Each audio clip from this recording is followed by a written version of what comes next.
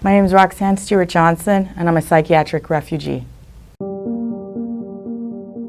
On February 9 of 2017, I was threatened by a psychiatrist who wanted me to abort my baby. And I don't have a drug that is making me sick. No, I'm not one. Even though I had no symptoms of psychosis and exhibited no behaviors making me a danger to myself or others, she threatened to drug me with several psychopharmaceuticals, involuntarily hospitalized me, and then wanted me to sign my name on a piece of paper saying I was okay with anything she was going to do and absolving her of any legal responsibility should my baby die or be harmed in the process. They're going to sign and say that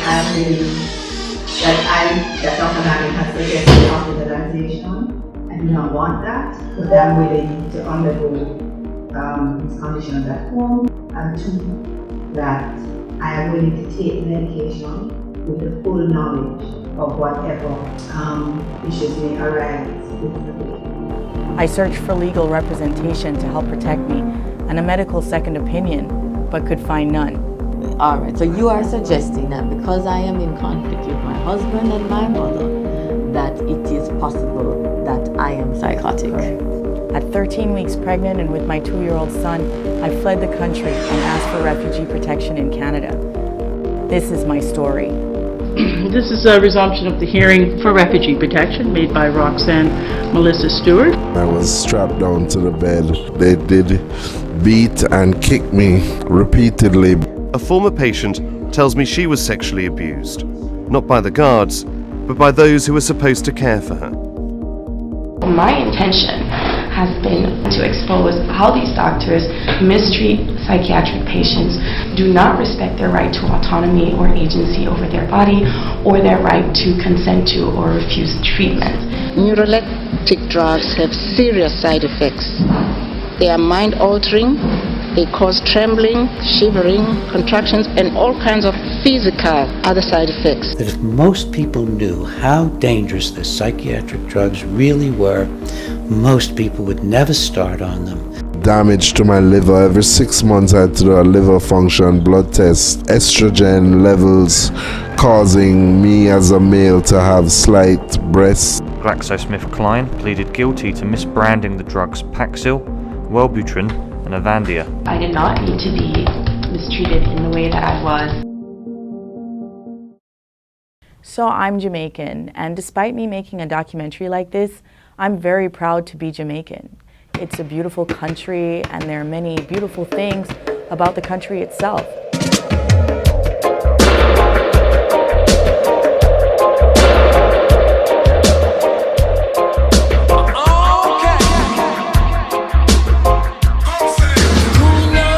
The people, the culture, the food, the music. But it doesn't discount the fact that there are a lot of problems down there, and psychiatric abuse is really just one of the many. So to give you some background, I think one of the fundamental problems in Jamaica is it does not have a very functional or efficient judicial system. What does that mean? That means if you press charges against someone and take it to court, that file could be backed up for years. There are all sorts of delays and administrative problems. And even when you do have a clean-cut case of murder, you have things like witness intimidation, where the witnesses to a crime are threatened and then don't show up for court because they're afraid for their lives. While agreeing there has been progress, defense lawyer Anne-Marie Furtado Richards says much more effort is needed. I don't think we're there yet, because it is that we still lack certain resources. When there's no efficient judicial system, that means there's no rule of law. When there's no rule of law, there's a high crime rate, because there's really no expeditious systematic consequences for crime. So why obey the law? Jamaica no law no there. No law is in Jamaica. And this is not just for things like shootings or armed robbery. This means that institutions themselves can be corrupt, and there are no consequences for their actions. Whether it's government institutions or tourist resorts bribing guests, not to speak about sexual assaults. With an efficient judicial system, justice is supposed to be blind, where all members of society are equally subject to the law. But in Jamaica, that's just not true. Some people are definitely above the law, whether it's institution heads, persons with influence, the social elite, and definitely doctors are included in that. Transparency International gives Jamaica a rating of 44 out of 100, where 0 is extremely corrupt and 100 is very clean. Transparency International is really looking at the level of corruption in the public sector, like government. But corruption is not just in the public sector. It is very much in the private and corporate sector too. The judicial process is long, it's arduous, you won't see any traction. So that means doctors can commit malpractice, medical institutions and hospitals can have abusive staff, and there's no disciplinary action for these abuses or malpractice. So I was raised in a middle-class bubble. My mother was a teacher, my father was a lawyer, so I was a bit sheltered growing up. But even then, as a child, I struggled with mental health issues. Looking back, I know I suffered with symptoms of depression, perhaps from as young as 6 years old. After high school, I got the chance to go to university in the United States. By my sophomore year, I found religion and became a Christian. At the end of my senior year, I got a partial scholarship to do my master's at Rhode Island School of Design, and things were really looking bright. The summer just before school started, I went to this Christian missions camp that was 2 months long in Pasadena, California. We truly learn why we're here. What is the purpose for our life? Perspectives on the World Christian Movement is one of the greatest classes you could ever take. Perspectives is a 16-week course that walks you through what God is up to in the world and how He's doing it. It'll walk you through the biblical perspective, the historical perspective, the cultural perspective, and the strategic perspective of the World Christian Movement. But when I look back, it had a very narrow, almost cult-like view of Christian missions, basically saying every Christian was supposed to be a full-time missionary in the field. And not just any field. You were obligated in your commission given by Christ to go to the 1040 window, which was a latitude and longitudinal global location around the Middle East and Asia where you had to spread the gospel, and then Jesus would come back. And if you didn't go, I remember one of the speakers saying, "Are you going to stand before God saying, I'm sorry, because you didn't go?" Then they had us watch a video with this presenter scolding us, "How can you want to have a normal life when millions of people are burning in hell because you didn't tell them the gospel?"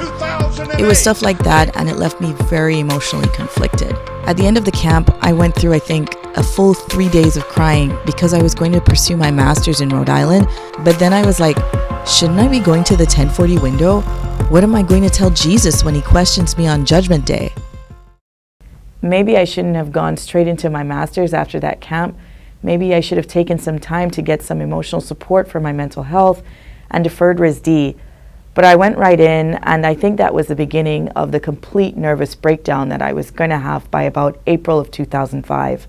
To kind of summarize, I remember I wasn't sleeping. I would literally watch the sun come up for quite a few days back to back, and finally I experienced complete psychosis. I remember I was sitting on the couch in pajamas and watching Joyce Meyer on TV, and then it seemed like she wasn't just looking at the television cameras broadcasting wherever she was broadcasting from. It looked like she was looking directly at me and talking directly to me, and something about that was just terribly frightening. Like, how can she see me? How does she know I'm sitting there? I remember being frightened and running out of my apartment, still in my pajamas. A lot of what happened after that is kind of a blur. I know I was almost hit by a fire truck because I ran into the road in front of oncoming traffic. Somehow I was brought back onto the sidewalk, and I was sitting down and I heard someone above me asking, "Is she a patient of yours?" Anyway, someone saw I obviously needed help and called an ambulance, and I was taken first to the Miriam Hospital. Then I woke up in Butler Hospital and I was told I had bipolar disorder. When I was told I had bipolar disorder, I thought, cool, there's a term for this. This is all explainable, and this is a condition. I didn't know at the time that would label me socially as potentially dangerous or incompetent or permanently someone who shouldn't be listened to or believed. I learned that later. But I put my trust in these people, doctors, psychiatrists. I thought, here are people that are dedicated to helping persons who are mentally ill, who care about your mental health and your life and how you're feeling. I really came into this whole institution of mental health with a lot of hope and optimism. It took me 13 years of a lot of negative experiences to fully realize that with unfortunately a lot of mental health institutions and professionals, this is not the case.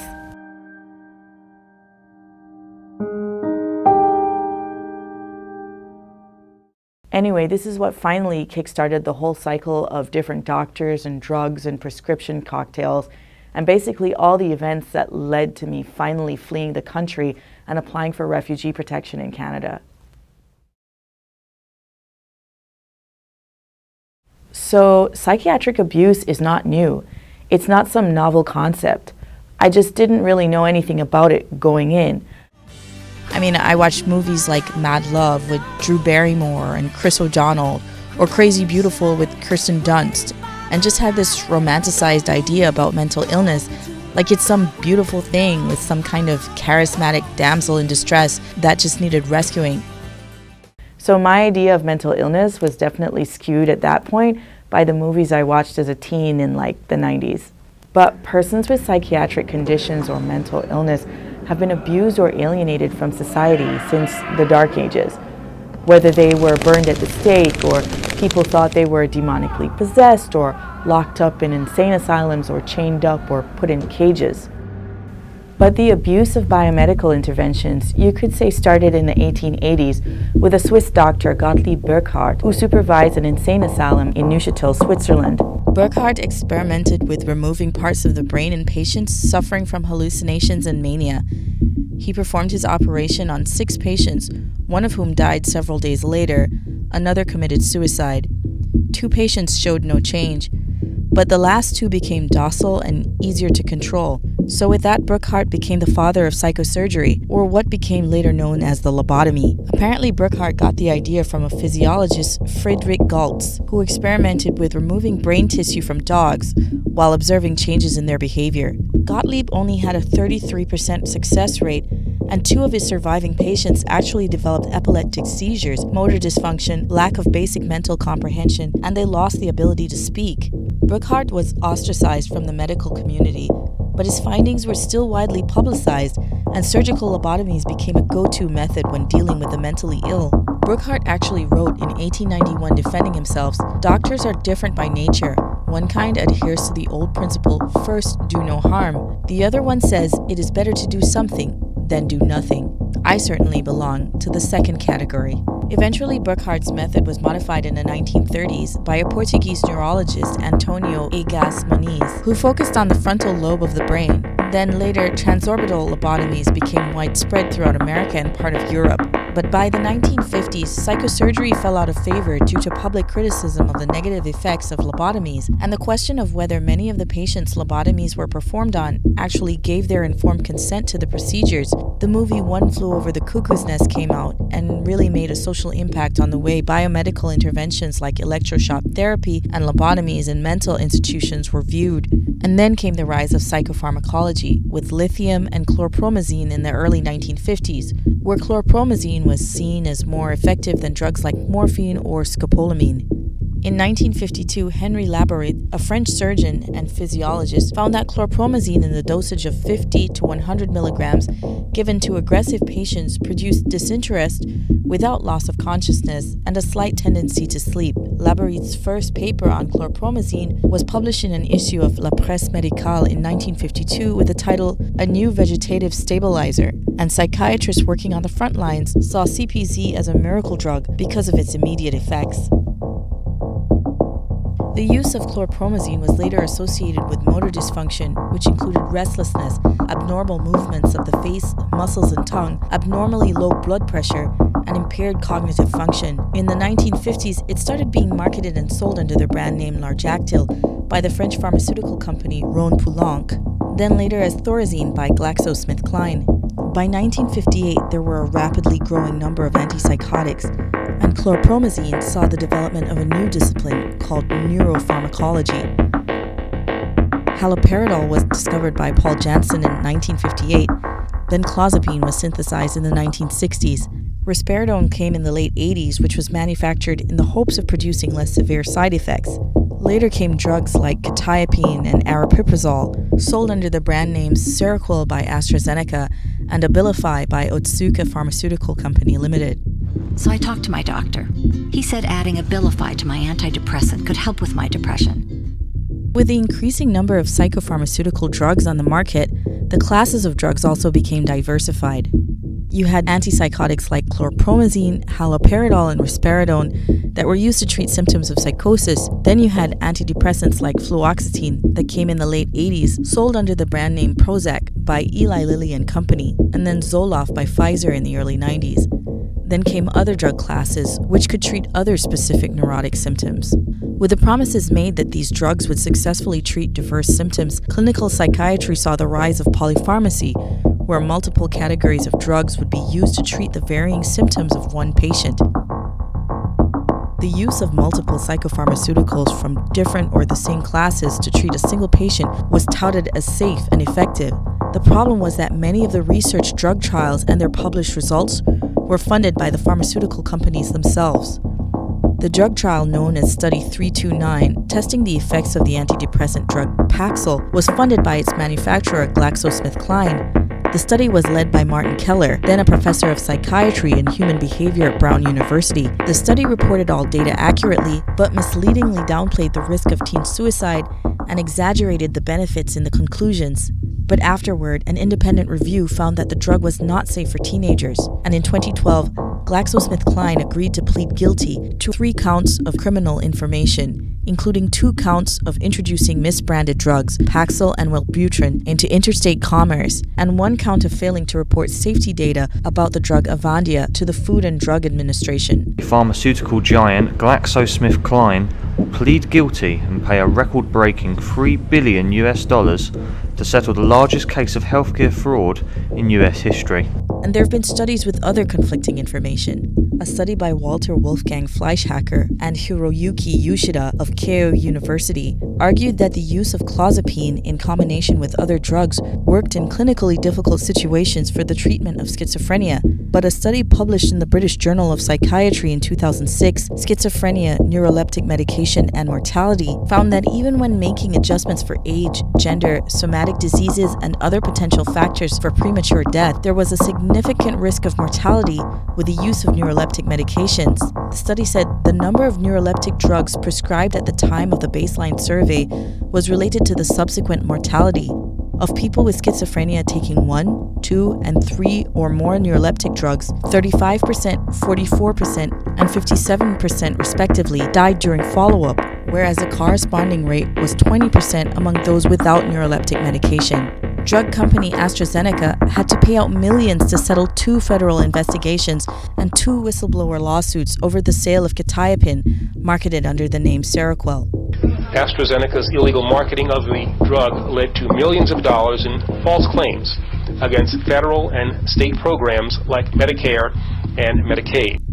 Eli Lilly and Company also had to pay $1.4 billion because of illegal practices in the marketing of its drug Zyprexa, where there were claims the company concealed data showing risk of serious side effects such as hyperglycemia and diabetes. Eli Lilly pleading guilty to criminal conduct after skating under the radar for years. The company striking a deal to pay a record $1 billion, folks, $420 million to settle criminal and civil investigations involving the antipsychotic drug Zyprexa.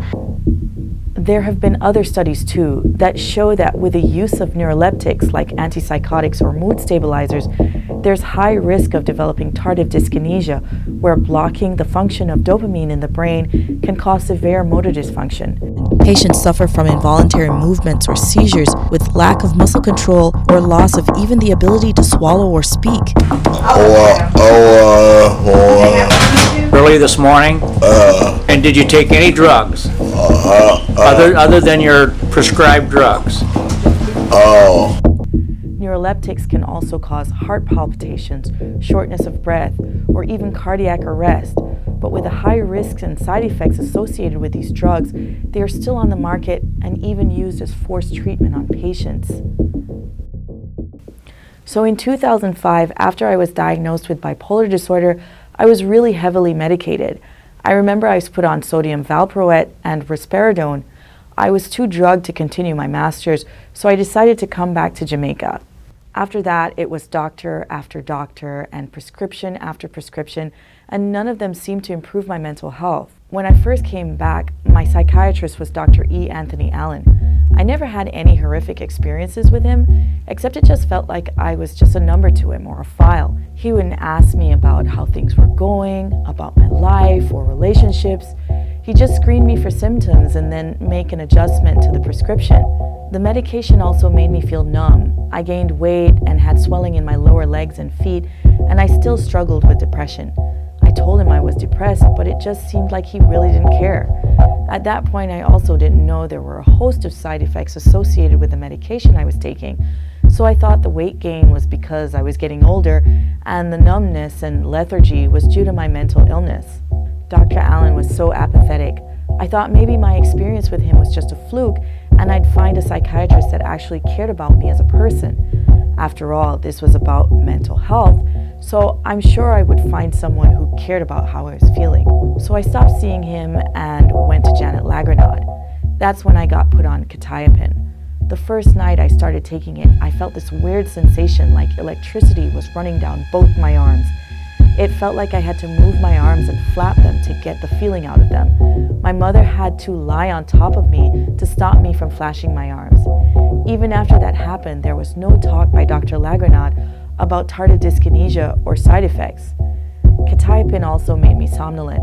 I would be asleep for 14 hours of the day, and when I tried to move, it felt like there were heavy weights on my limbs. Before I would go to sleep, I would also see these frightening hallucinations at night, like dark shadows in the corner of my eyes. I complained about the somnolence and the weight gain, but again, with Janet Lagranade, it was more of the same.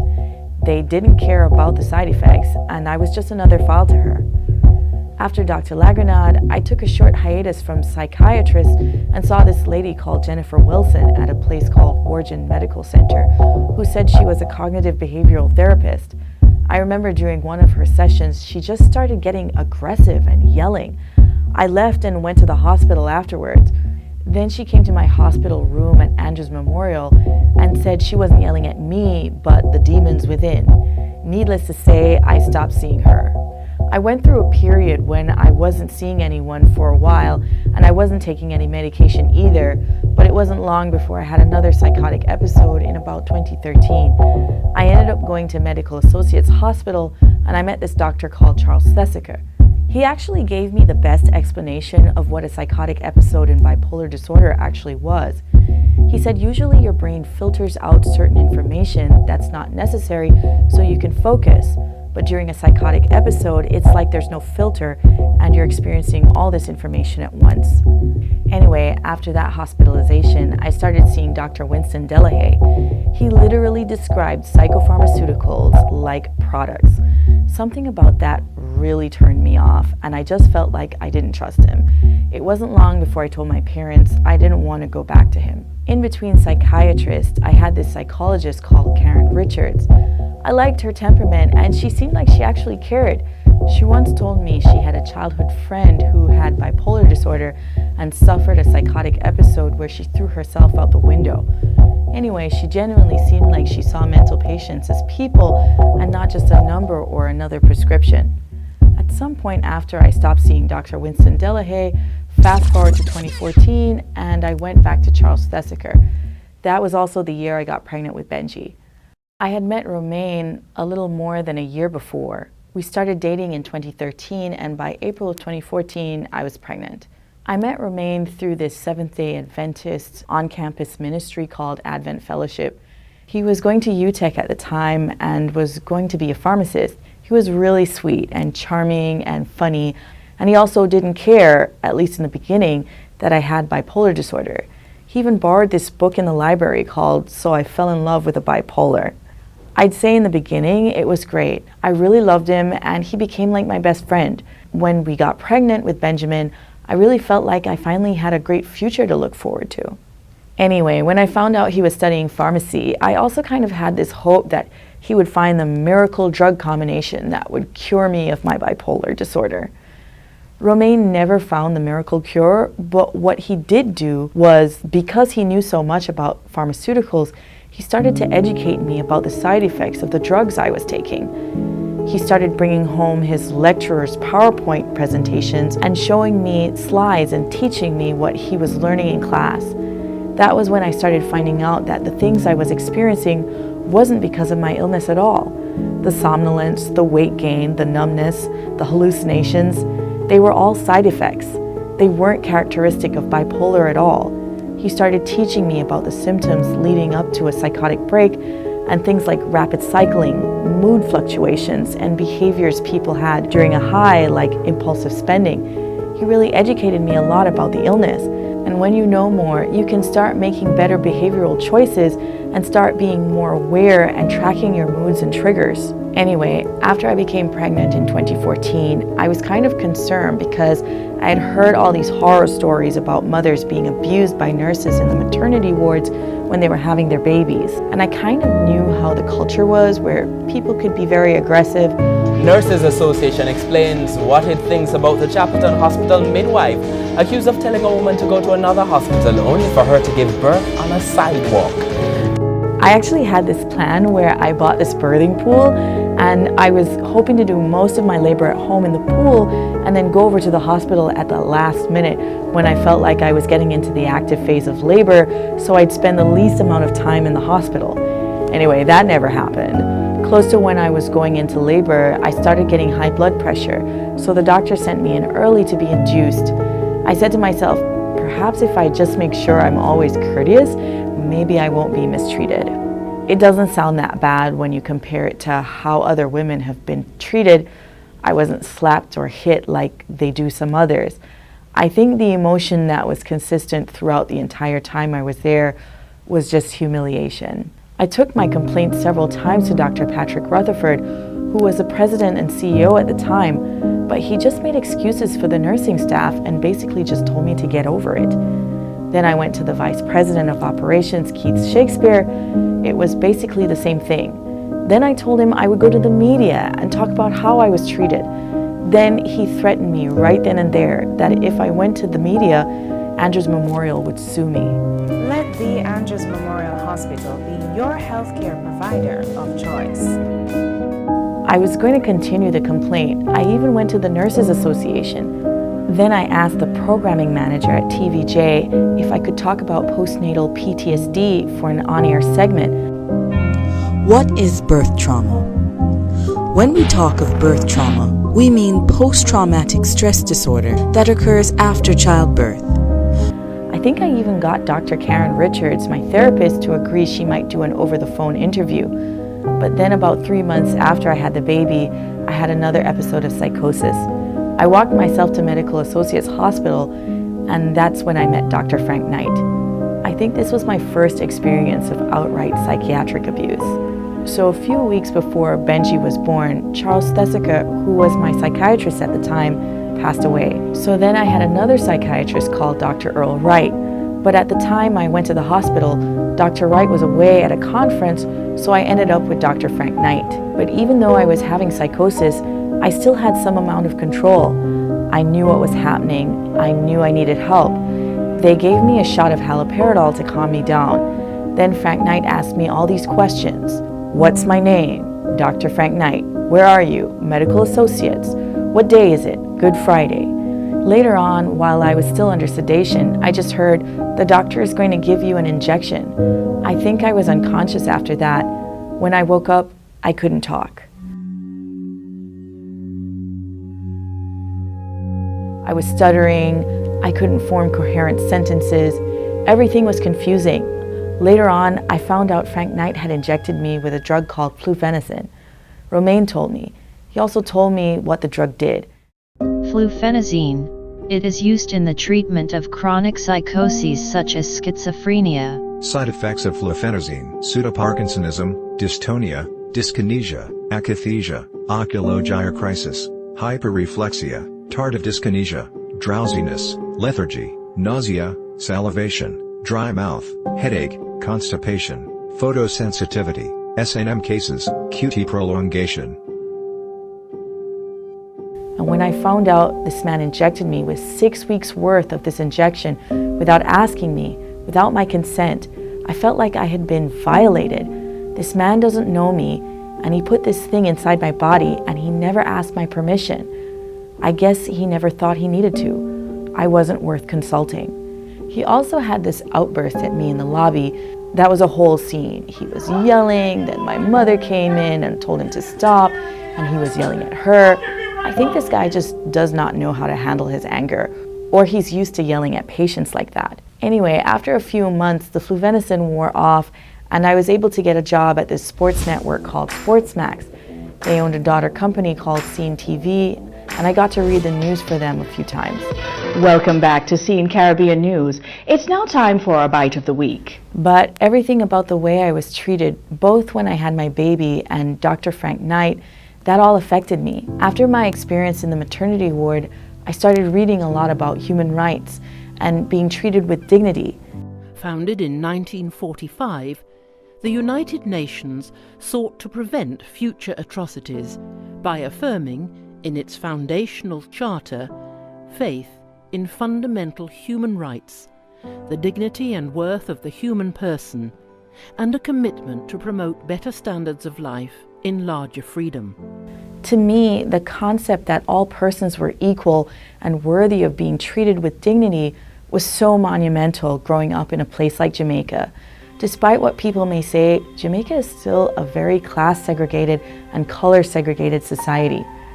Perhaps it's coming from our colonial history, but generally growing up, I saw where people who were darker and poorer and perhaps didn't have as much education were treated one way, and persons who were middle or upper class and perhaps more mixed or lighter skin were treated another way. And you didn't see much of persons from different socioeconomic classes mixing together socially. And the fact that the Universal Declaration of Human Rights was something I was entitled to just by virtue of being human really meant a lot to me. I just found that as a person labeled with bipolar disorder, my opinions weren't as valid, and it didn't seem to matter how I was treated. But according to the UDHR, I was just as valuable as anyone else, regardless of my financial situation or having a psychiatric diagnosis. And I didn't find that things like human rights were talked about enough or part of our culture in Jamaica. I thought, this is so wonderful. Everyone should know that they're entitled to being treated with dignity, no matter their background. So I approached the production manager about doing a show for Scene TV, teaching Jamaicans about the whole concept of human rights and being treated with dignity. The right. What is the right, and who has it? Well, according to the Universal Declaration of Human Rights, you have the right. The production manager actually gave me a lot of good feedback. I thought, great, I'm going to do this and show people they should be treated with respect and dignity and the benefits of these sorts of principles. But then things started falling apart with me and Romain, and that's when there was a series of unfortunate events that started happening. So Romain and I got married December 16, 2018, but even before then, things weren't going well. He didn't want to hear about me being mistreated by the maternity ward staff. He got jealous easily. I couldn't have any male friends anymore, or that would cause a problem. Even spending time with other girlfriends would cause problems because he'd ask me if I was talking about him behind his back. Sometimes he was good with Benjamin, and then sometimes he wasn't. When it really started looking like this might be turning into a domestic violence situation was when, after we were married, one morning he was ironing his clothes and I was lying in bed, and he was just getting closer and closer to me with the iron, and I told him he's coming too close to me, and he didn't stop. Then I got out of bed, and then he came up to me with the iron and held it in front of my face, and we just stood there. I didn't move because I thought if I ran, he would chase me down with it, so I just stood there. Then he put it back down. More and more, Romain wasn't acting like himself. One day he saw me putting our wedding pictures on Facebook, and he threatened to delete them. He was so angry. I tried to hug him to calm him down, and he started yelling, "Get off me, get off me!" And I jumped out of the bed. Then there was a time he was in an argument with me on Christmas Day, and I guess Ben was just at the wrong place at the wrong time. But he lashed out at Ben too and shoved him to the floor. I spoke to this lawyer called Susan Risden Foster about his behavior because I was thinking, if I have to leave, I'm taking my children with me. I mean, hearing what you said, I say the sacrifices he made, And there are other women who make the type of sacrifice where they, what do you say now? They're unevenly balanced. Right. Meaning, Yeah, I'm just concerned that he's going to try and ask for custody of Benjamin. there's a lot more you need to do custody. I would focus on the pregnancy, staying healthy. Later on, because of everything that was happening, I sent a video message to friends and family telling them what was going on. Brandished the hot iron he just used to iron his shirt at me while smiling. Of course, no one helped because I guess the culture is nobody involves themselves in someone else's marriage. At the time, I was also pregnant again. So while Romain and I were still together, after we got married, Dr. Wright actually took me off all my medication because I told him I was concerned about the baby. So it was agreed that since I got through my first pregnancy without any medication, that we could try going through this pregnancy without medication. So he took me off everything cold turkey. I was actually on a lot of medication at the time. I was taking lithium, I was taking the stimulant called Concerta, I was taking an antidepressant called Lexapro, and then I was taking 200 milligrams of quetiapine at night. But as soon as he took me off, I was starting to have withdrawal symptoms and feel anxious and paranoid. Dr. Wright actually went on leave at that point, so Romain put me back on 200 milligrams of quetiapine at night. Anyway, after I made the video about Romain becoming abusive, he left and went to St. Elizabeth, so me and Benji were back at the house alone. Then myself and my mother weren't getting along either. This manager at Sportsmax had been demoted, and I guess I kind of made a comment about it that made him really angry. It wasn't the wisest thing I could have said at the time, but he told the security guard not to let me back into my office. I told my mom, and of course, as usual, she just dismisses anything I talk about, so we weren't getting along. Dr. Wright comes back from leave and hears that my husband has left me and that me and my mom aren't getting along. So he says he's going to increase my quetiapine from 200 milligrams that Romain had put me on previously to 800 milligrams. I told him he clearly doesn't care about my pregnancy or anything that's happening with me and my family. So I was going to leave him and find another psychiatrist. I went to this psychiatrist I knew from this mother and baby group I used to go to called Dr. Sapphire Longmore, but she wasn't taking any clients, so she suggested Dr. Jacqueline Martin. The first time Jacqueline Martin sees me, she doesn't even know all the things that are happening between me and Romain, or what's happening at work, or that me and my mother aren't getting along. So she tells me I should abort my baby and be hospitalized. That was January 23rd. Of course I said no. Then I thought, well, now that she knows I'm not terminating my pregnancy, maybe she'll take me more seriously and put my pregnancy as a priority. I run out of quetiapine, so I end up making an appointment to see her again on February 9th so I can get a refill on my prescription. And this is where everything happened that made me run for my life.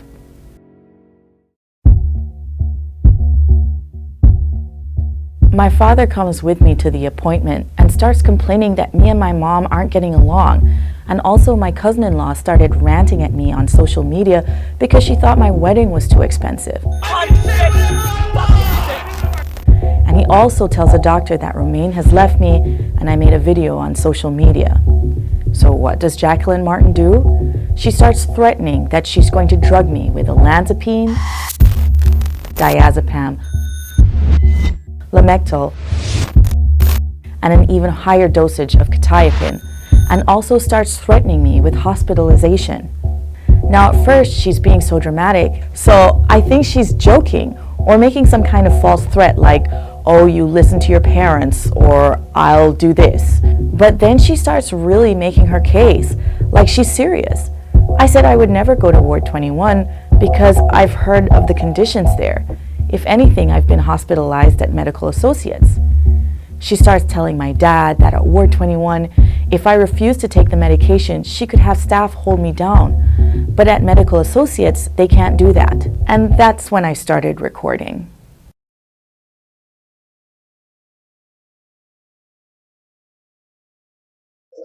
The nurse comes with the medicine and asks and says, I'm not taking it. What the nurse can do? What can the nurse do? If one night Roxanne says, you're giving me too much medicine, you're going to kill my baby, you're going to kill me off, what can the nurse do at medical? She won't be able to manage Roxanne to eat right. to calm her down. She won't let her to get the medicine. So, you understand my point? Now, for most of the session, I'm dead silent. Jacqueline Martin was so aggressive at the beginning of the session, I know if I disagree with her in any way, that will start some sort of fight and she'll turn me over to Ward 21 right then and there. So I pretend just to be looking down in my lap like I'm not listening.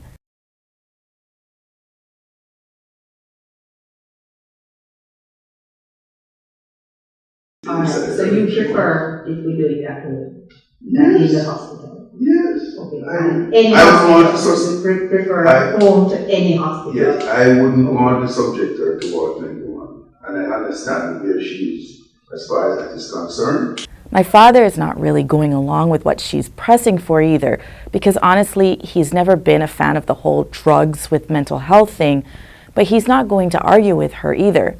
So both of us are, for the most part, very quiet. But she's really trying to make her case to him. Under the law, if Roxanne is a threat to herself or anybody else, she can be involved in that meeting.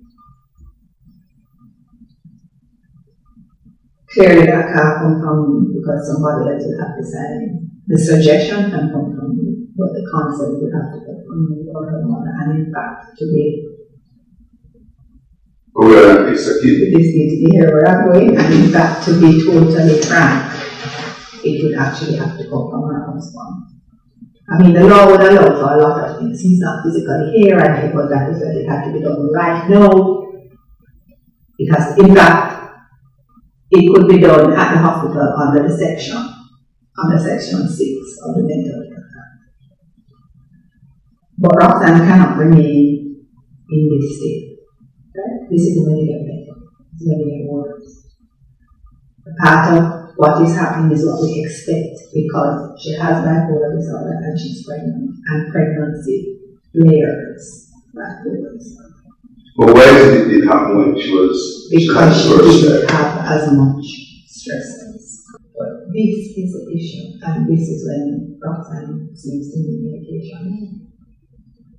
So when I lay... And there's no alternative to the medication. I think like you said, exercise. Like what you said is exercise. No, not at this She has an appointment with a psychologist. No, you're Dr. Karen Richards. But that's a marriage business that Roxanne is going there for. No, it's for everything. It's for, yeah, because she's counseling me before. But no, because Roxanne has baby hormones on board. They are fueling this. So no amount of talking alone is going to I believe that Roxanne would have been research appears. No, Roxanne is having this level of activity because she's psychopath. I think she may have been trying to get a reaction out of me because I noticed she's being very condescending. That's why she's having this level of activity. That's why she has made her little identity because she's psychopath. That's why she's so religious now. Not that she's not Christian and 70, but that's why it's magnified. It's the word we use, religiosity. She's religious. It's more than you would expect normally. She's also making threats again about how much she can dose me up. If I heard her mess, everything is made already, we're good. We could dose you up. My father leaves the room to use the bathroom, but she's sure she has me trapped. It's not even a question of whether I'm going to sign, agreeing to what she's saying. She says, "You're going to sign this." You're going to sign to say, I am going to the bathroom. Okay. You're going to sign to say that I am willing, that Dr. Nagin has suggested hospitalization. I do not want that, but I'm willing to undergo his conditions at home. That's one. That's all. And two, that I am willing to take the medication with the full knowledge of whatever issues may arise with the baby.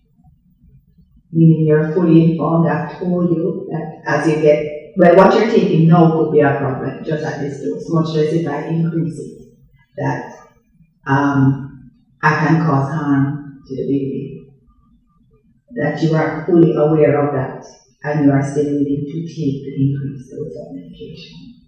Then she starts saying how she has to protect herself, never mind me or the child I'm carrying. Okay, my question is, I'm hesitant to sign something.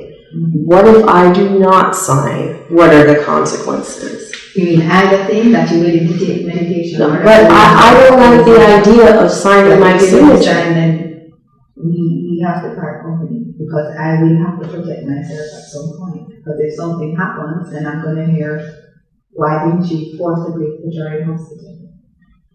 Maybe that was never given to her as an option. I won't have anybody to say, but yeah, we did have that discussion. If the baby's born and something is wrong, and then somebody says, but did she know that this could happen, that these were possibilities? Of course, I have no intentions of signing. I have no intentions of even stepping back in that office, but I can't let her know that. So I say, oh, you know, I'll sign. I just want to talk to a lawyer first. Personally, I'm not comfortable signing something right now. I'd like to speak with Mrs. Risden Foster first. I think Jacqueline Martin knew I was never going to set foot back in her office again, so she really tried to make her point with my father. And therefore, when Roxanne is well and balanced, and she looks back at how I conducted myself, she will plead. If it is that I have not done the right thing. So I'm very clear. So I'm prepared to write 400 IR. But I know that that's not enough. That's what you don't know.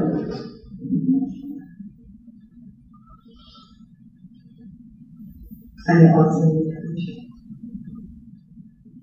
Well, the admission to the home. But she's not agreeing to sign for that. They said I wanted to talk to someone. I know, that's what I said. You're not agreeing. No. I'm not worried. I'm not. Anyway, by God's grace, after I told her that I'd be back after I spoke to someone, she let me leave. But it wasn't long after that I decided I was going to have to leave the country and make a refugee claim. So with what happened with Jacqueline Martin, I had already had my experience in the maternity ward. I had already had my experience with Dr. Frank Knight. So I already had a good idea of what was waiting for me if Jacqueline Martin got her hands on me and sent me to Ward 21, or made a psych aide force drug me at my parents' house. Right after the appointment, I called Denise Kitson. She's a senior partner at my father's law firm, and I told her what happened, but she didn't take it seriously and said something like, if you lock yourself up in your house, she can't get you. I spoke later with Susan Risden Foster, who's a family lawyer at my father's firm, but she said she didn't want to get involved because she didn't want to seem like she was going against my father. I was already talking to her about Romaine's behavior anyway. Luckily enough, I had an appointment with my therapist, Dr. Karen Richards, the next day on February 10th, and she promised she would write a letter saying I didn't need hospitalization. But then later, she changed her mind and made up all kinds of excuses as to why a letter from her wouldn't matter anyway.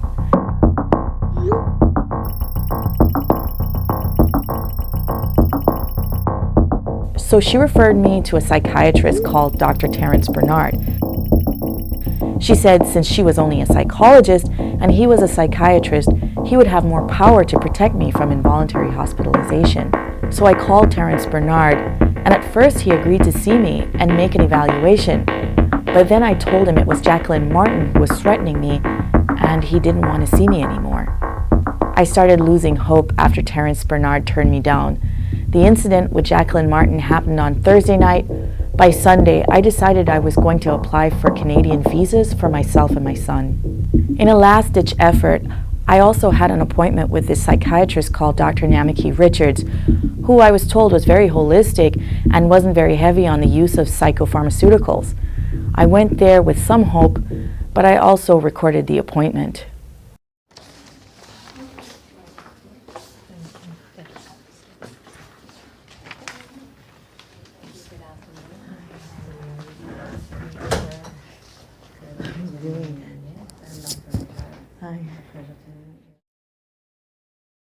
So thanks for coming, to see me today.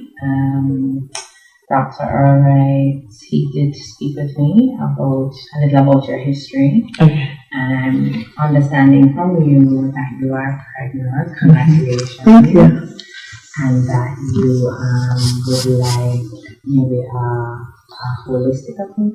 Yes. So is it that you don't think you're getting a holistic approach before?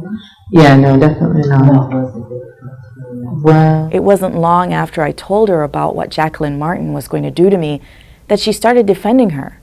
I can't say I was very surprised though. There are others that are just as safe, okay? And so we will be looking at that.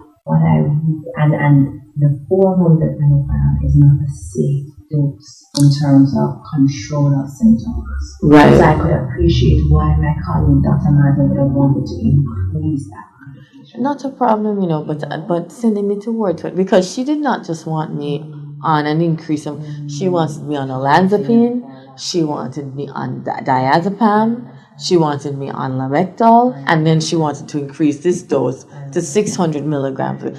So that to me was not taking my pregnancy into consideration.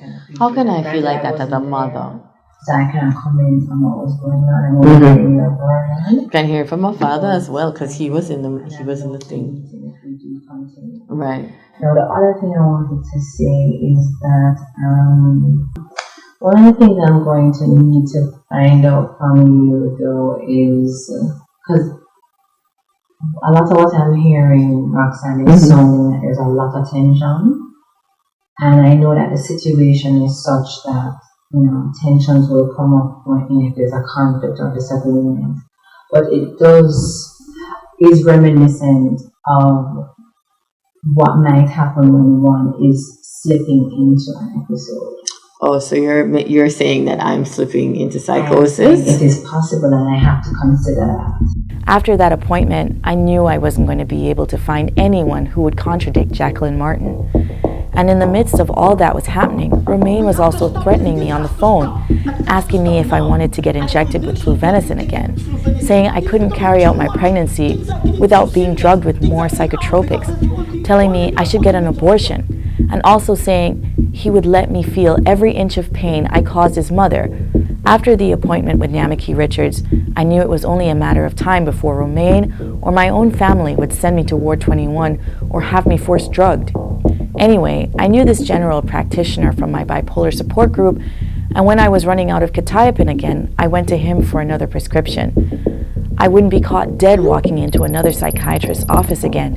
But then he started interrogating me as to why I wasn't under the care of a psychiatrist.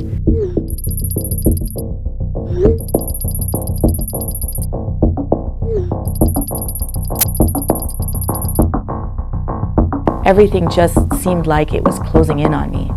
So these doctors, I can't even find refuge in a doctor who would challenge this, because she's apparently the head of Ward 21, so she has some clout. Guess what? You perhaps won't.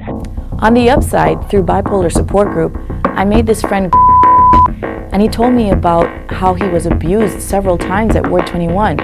So I asked him to give me his testimony so that when I got to Canada, I could use it in my case.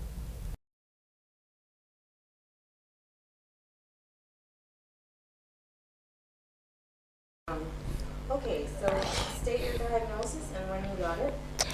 Bipolar disorder 2, the one that gets depressed more than manic.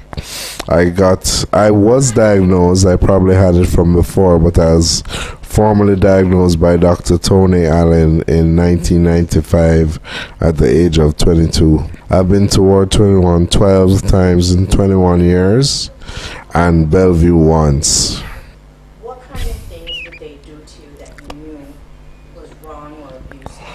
Well, for instance, once I had to defecate and I was strapped down to the bed because they thought I was being hyperactive, and I called out to the nurse and they said, "Do it in your pants," and I sure as hell did it in my pants and had to sleep that way all night until the next morning when they loosened me and had to change me. They did beat and kick me repeatedly. Luckily, one of the senior wardens knew my father, who was a psychiatrist before he passed, and told him to stop.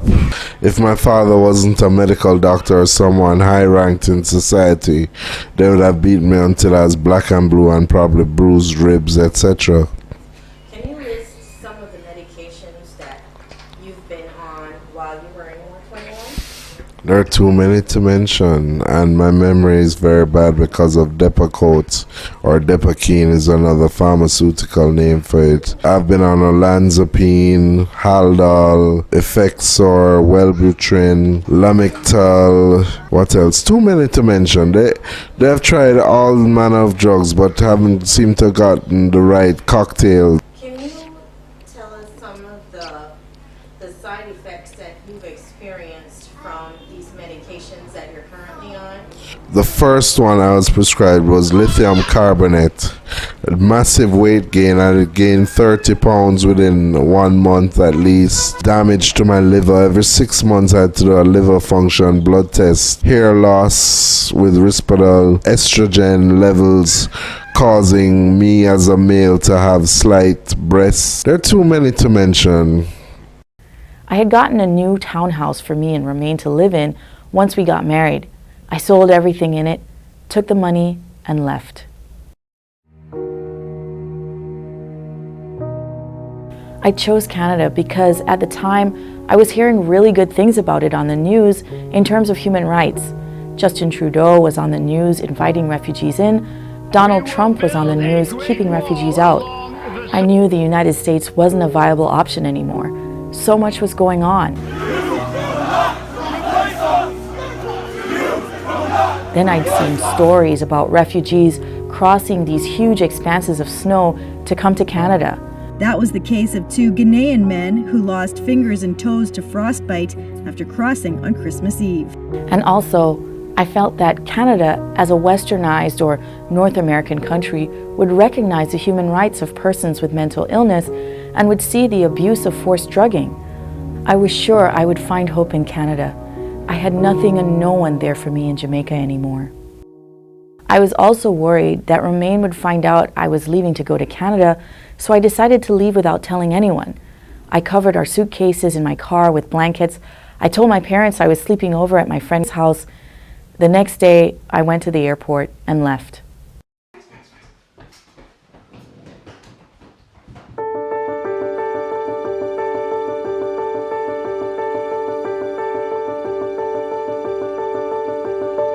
In Canada, we see diversity as a source of strength, not weakness. We have to have strong borders. We have to keep the drugs out of our country.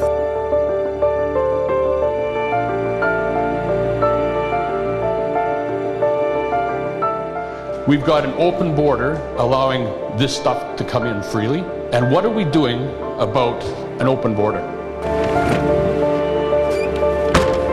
People are bringing Refugees themselves. are people with the same hopes and dreams as our own citizens. Canada has a future for the children, for everybody. This is an American issue. This president believes in a secure border. We will build a great wall along the southern border.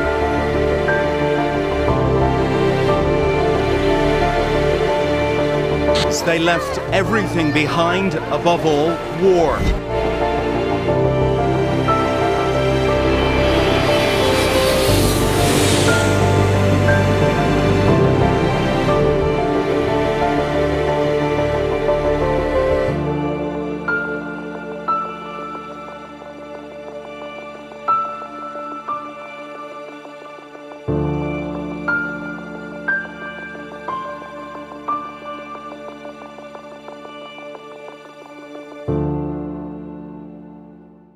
When I arrived in Canada, I didn't want to make a refugee claim at the airport. I had heard some things.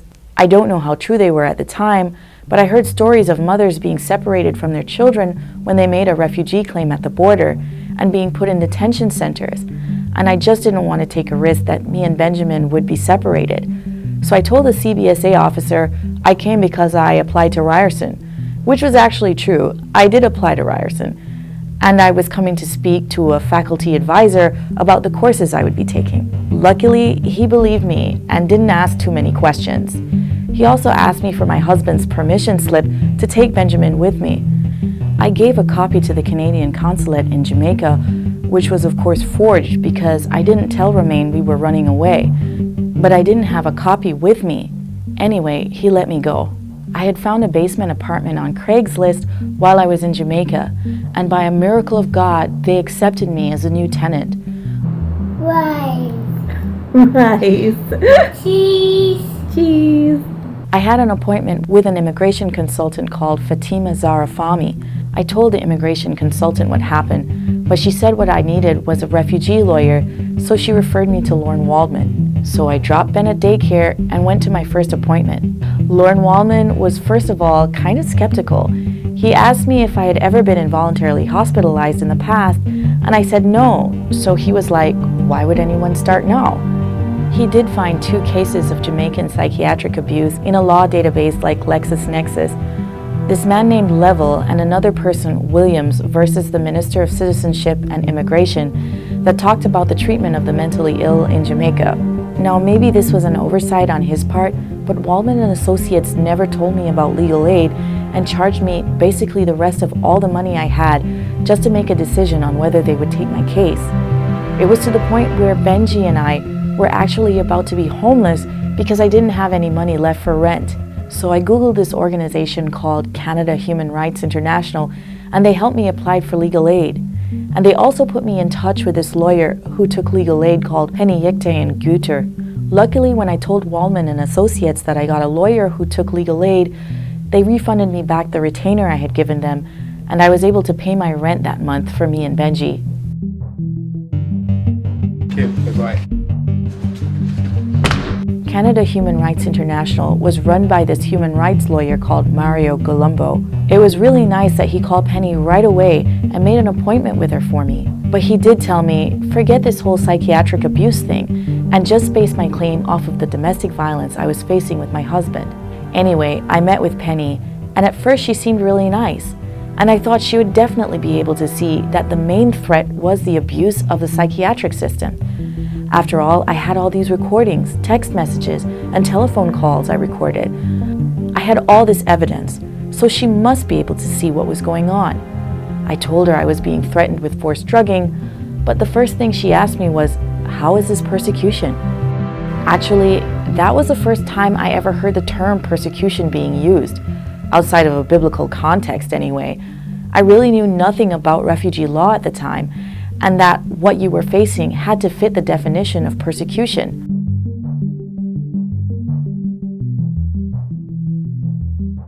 So I went home, and that was the first time I looked up what exactly was the Refugee Convention and what was persecution. I found a list of examples. One was forced abortion, so that was helpful, but I didn't see anything about psychiatric abuse in there. But that didn't make me give up hope.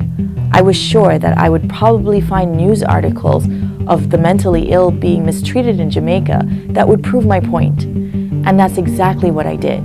The first article I found was one with Dr. Wendell Abel criticizing the psychiatric system, actually telling mental patients they should sue the hospital because of the way they were treated. And that was also when I found out about the United Nations Principles for the Protection of Persons with Mental Illness. I realized there were so many things that I experienced that were in direct contradiction with this treaty. So Abel said in the article that Jamaica was one of the first countries that signed on to the UN Principles for Care and the Protection of the Mentally Ill.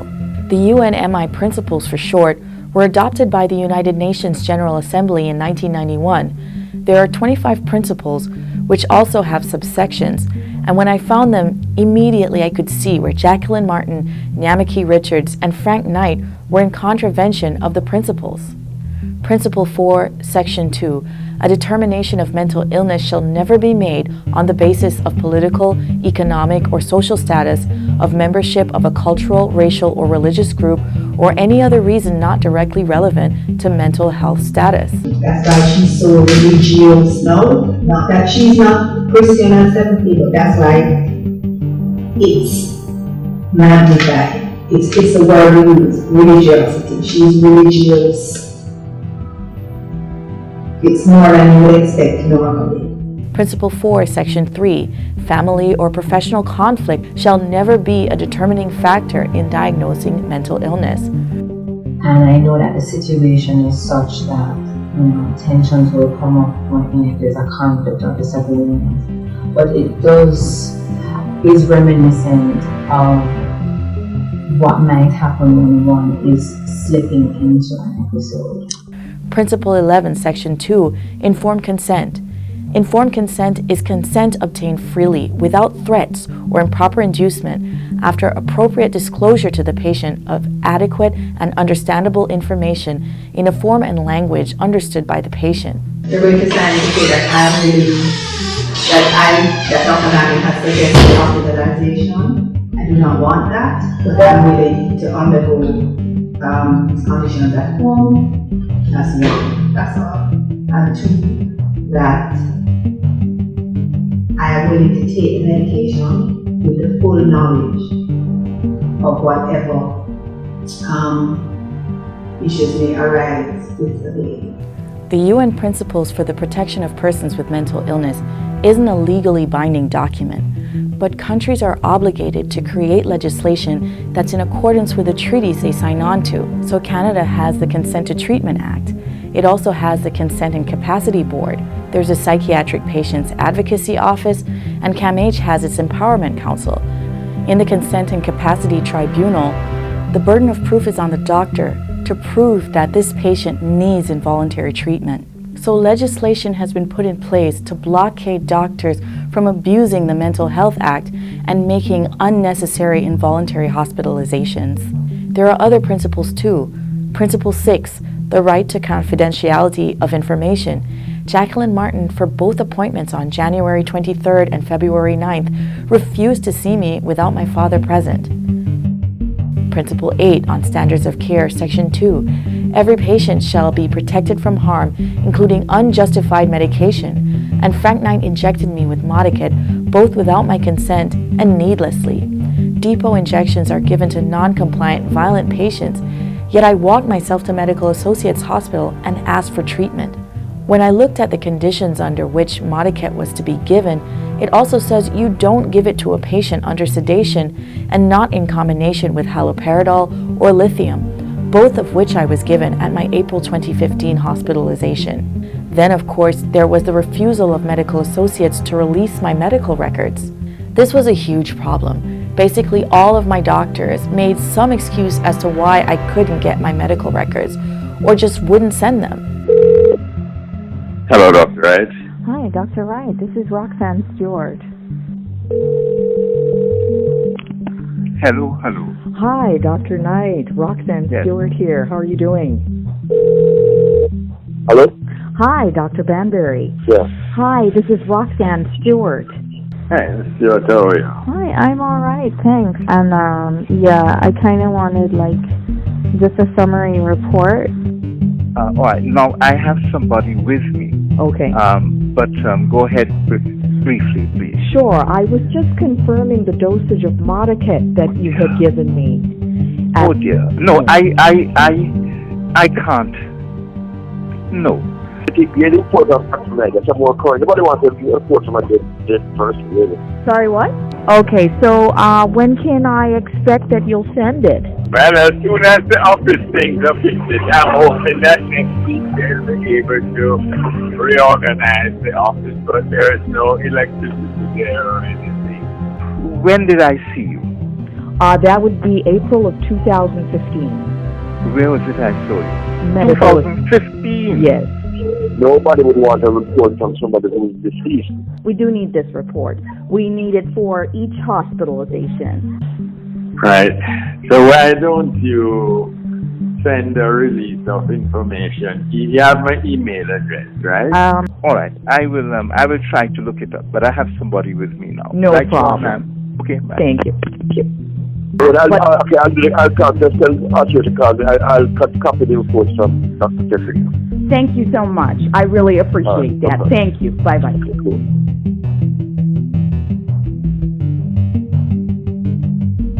That actually doesn't surprise me because the lack of transparency for most of these doctors and institutions in Jamaica, to me, is telling of the corrupt practices and abuses that happen in these institutions. Why should it be so hard to get your own medical records?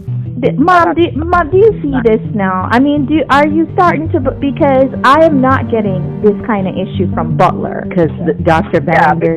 Yeah, because you said you saw some parts of it and photocopy. And I have pictures of it. I saw it quite easily. I know. So how they mislaid it all of a sudden. So I'm going to have to follow up with Dr. Bander on this next week. I literally had to sneak pictures of my medical records with my phone at Medical Associates Hospital while the staff was away because nobody would give me my medical records. So I know for a fact that Frank Knight was lying when he said there were no records charted for my April 2015 hospitalization.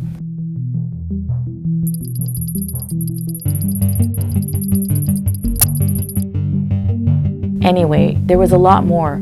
Articles and human rights reports showing psychiatrists were complicit in abusing patients.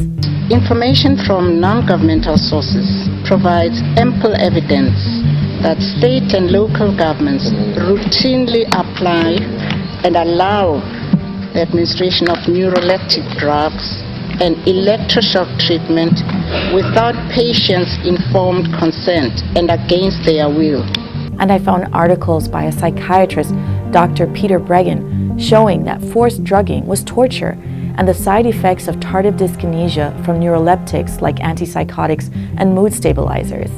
I really thought I had an open and shut case. These doctors were abusive. Forcing unnecessary drugs on patients was a form of torture, and this behavior was going on in Jamaica and in our mental institutions. I printed off all my research, put them neatly in an itemized binder, but before I went to Penny, since she was already skeptical that psychiatric abuse was persecution, I decided to go to Francisco Rico Martinez at the FCJ Refugee Center because since he was a human rights lawyer and familiar with refugee cases, I thought, let me show him my research and then maybe he'd see the strength in my case. So I made an appointment, took my binder, and I was going to show him what I found. And this is what happened, I swear. I put the binder in front of him on the desk, about to open it, and he put his hand down on top of the binder cover. He said, listen, none of this matters. 2 Jamaicans came up talking about exactly what you're claiming. They'll just say you're crazy and send you back. Base your claim on your husband's abuse. And with that, he took me by the shoulders and walked me to the door. I'll never forget that day. At that point, I just lost it and burst into tears. Deanna, one of the directors, was telling me to calm down, but I didn't care anymore. No one would listen to me. I had clear, hard evidence. I had Jamaican articles corroborating what I had been through and United Nations documentation showing that this was wrong. And still, no one thought it was even worth looking at. I was just crying on the front steps, crying and crying. Eventually, Francisco came back out and said, look, can we talk? They said they had a psychiatrist, Dr. Christopher Kitamura, coming in that afternoon to have clinic, and one of his patients canceled, so would I like to see him instead? I said sure, and that was the first time I met Chris, and he's my psychiatrist to this day. Anyway, after the clinic appointment, he said he would gladly speak to my lawyer for me and give her my psychiatric evaluation showing I didn't need all of these drugs and forced treatment. Anyway, I went to Penny and gave her my research, but she really just dismissed it. She said, oh, the Immigration and Refugee Board have professional researchers that would have all the necessary background information they needed for my case. And she kind of just waved it all away. I knew instinctively that the board would not have any research specific to psychiatric abuse in Jamaica. And slowly, I was just losing my faith in Penny. She kept saying she believed me, but I didn't think she felt I was in any real danger. The last straw was when she emailed me saying, please explain why a psychiatrist is calling my office from the FCJ Refugee Center. I did not refer you there. And that was it. I fired Penny. I knew she just didn't care. I just felt if I stay with this person, she won't do my case justice. This is a complex issue. This is not just domestic violence. This is a corrupt psychiatric system with corrupt practices, and she didn't see the importance in my case. At the very least, one of the last helpful things that Penny said was that anyone could see in the recordings with Jacqueline Martin and Namiki Richards that they were acting unprofessionally. So that gave me hope that I had a case whether she believed in it or not. I took my binder and made 3 copies. I gave the Immigration and Refugee Board a statement saying I was representing myself. I sent Penny a letter of dismissal, and I submitted my binders to the Immigration and Refugee Board as evidence. I was going this alone.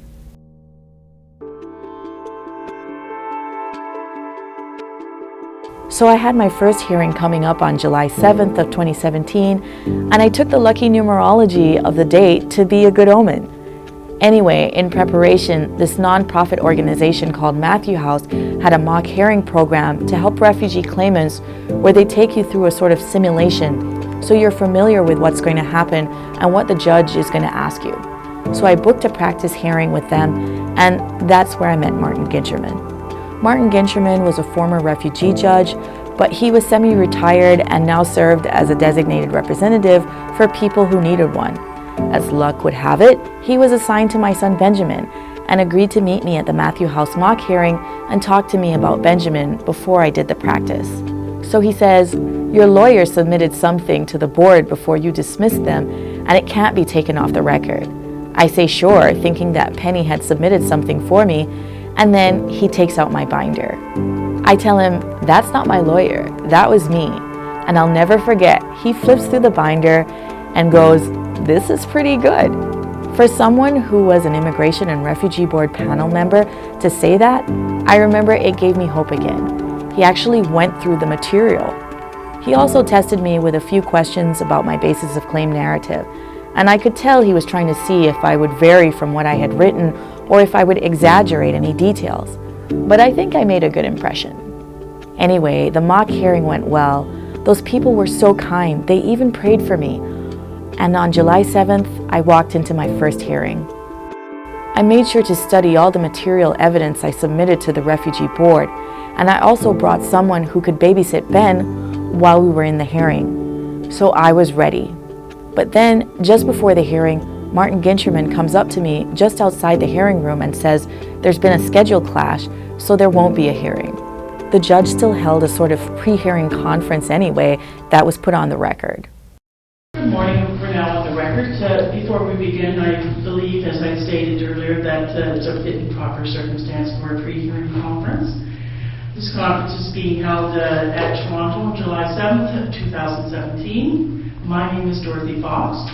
I'm a member of the Immigration and Refugee Board, and I'll be deciding the issues before us. What had also happened is, when I submitted my binders to the board, I was supposed to submit a 3rd copy for the Minister's Council, which I didn't know I had to do. So she was just getting a copy that day of everything submitted, so she didn't want to have the hearing either. So here's why the Minister's Council was intervening. When I was fleeing the country with Benjamin, obviously I didn't want Romain to know, because he was threatening me and would probably call Ward 21 to get them to hospitalize me before I could get on a plane. But the travel agent I went to said I had to have a travel consent form with my husband's permission before I could take my child. I knew Romain would never give me permission, and I also knew I wasn't leaving my child behind. So I did at the time what I thought was my only option. I forged Romain's signature on a travel consent. Of course, I told Penny when I met with her what I had done, because I thought it was a matter of emergency. I was in danger of being involuntarily committed and force-drugged and possibly losing the baby I was carrying, and I was not leaving Benji behind either. For transparency's sake, Penny said I had to include those details in my narrative, which I did. But then the Minister's Council charged me with perjury for forging my husband's signature to leave with my son, and she also charged me with kidnapping. So at the hearing, the judge said, "Listen, we really urge you to get a lawyer because with the minister intervening, this is very serious." I was also heavily pregnant at the time, so they said they would give me time to have the baby before they rescheduled another hearing. And so that was that. I had to find a lawyer. So Martin Gincherman was kind enough to make a suggestion for a lawyer called Ben Liston at the Refugee Law Office downtown. So I went there and I thought, surely this will be the one. I brought my basis of claim narrative and the binder I had submitted for my case. and he said no. However, I was told by the administrative staff that my case would be sent around to the other lawyers in the refugee law office and someone else would possibly take up my case. So just to give you some perspective, there were something like 13 lawyers at the refugee law office and all of them said no. So then Martin suggested Susan Woolner. But when I told her my case, she also didn't seem to have much faith in it and told me good luck. I went on my own to this law office I saw called Manafa Law Office that supposedly dealt with cases of medical malpractice. Anyway, the lawyer wasn't there and the secretary literally told me to leave or she would call the police. She closed the door in my face. Then through the Barbara Schleifer Clinic, they recommended this lawyer called Adela Crosley. Quite frankly, I'm actually glad she said no. That woman was so severe. She practically ran me out of her office. She was like, "A doctor can't be an agent of persecution," and "mind the baby's shoes on my expensive leather upholstery." Anyway, so I'm at the FCJ Refugee Center again, and they're trying to find me a lawyer. Despite Francisco not having too much faith in my claims of psychiatric abuse, those people were so nice. Every day they cook a hot meal and you can sit in the kitchen and have lunch. They had scheduled an ultrasound appointment at a clinic in Roncesvalles and even had someone follow me there to watch Benji while I was in the exam room. That's when I found out I was having a boy. FCJ was one of the few places I felt moments of respite with all that was going on. I felt like these people really care about what you've been through. Anyway, Diana Gallego was the associate director at the center, and she was very doubtful I would get a new legal aid certificate after firing Penny. But by some miracle of God, I was given one. It was while I was at the center in the kitchen that Martin called me and told me he got me a lawyer called Jeffrey Goldman. So my first appointment with Jeff Goldman was on August 28th. I have no doubt that Martin probably begged this man to be my lawyer since he heard everyone had turned me down. But even though he had a kind of gruff temperament, he kept snapping at me, yes or no. I felt like the situation was better than what I had with Penny. In any case, I already submitted my research, which included transcripts of my appointment with Jacqueline Martin and Namiki Richards, and there was nothing he could do about it. So I felt more in control. And he also wasn't opposed to the idea that psychiatric doctors could be an agent of persecution. It was settled. He took my legal aid certificate. The next day, I had the baby.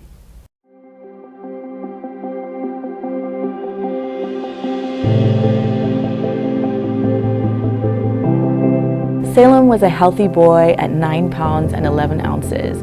Ben loves having a little brother. Hello, my name is Salem. Hi, how are you? I am French Canadian. Yes! Yes! But because I had the baby, I didn't have anyone to turn to help me. So my mother ended up coming to help me with Ben after I had my C-section. But I still didn't have a good relationship with my parents. Around the time I had left Jamaica in March, I had started confronting my family about the sexual harassment I experienced from my father. This was something that was building up for a long time, and it was phone call after phone call after phone call. I'm not discounting that came into your room. I'm not discounting the fact that he said things which are inappropriate. I'm not even saying Dad was totally innocent in all of that. That's not what I'm saying. I need to sit down and talk with Dad in a way, not to say that for him to justify anything or another, but just to go through some of these things with me from a different perspective, if you want to use that. A different perspective? But I wrote you a letter in which I told you apologize for what you thought was an abuse and all that.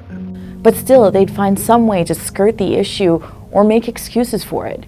What do you think he was talking about when he sat beside me when I was 11-year-old and said, "What big buckshot breasts you have"? Buckshot Stop it. Why are you trying to say that I wasn't sexually harassed? Why are you trying to say that, Mom? That's what hurts to me. Because it happened and it's no big deal. And the problem is, in Jamaican culture, sexual harassment is not really recognized as a problem. There's also no legislation around it in Jamaica either. But I saw this as very much a factor in my mental health challenges as an adult. I had also been molested as a child by some older children as well. But I didn't have quite the same resentment around those experiences because at the end of the day, those were children, and my father was a grown-ass man. Things he would do would be like coming into my room to stare at my breasts. He also did that to me when I was in the shower. He'd make these comments about my breasts or my ass. Besides the fact that he also used to be emotionally abusive and regularly fat-shame me, even though it was very clear I used to struggle with anorexia.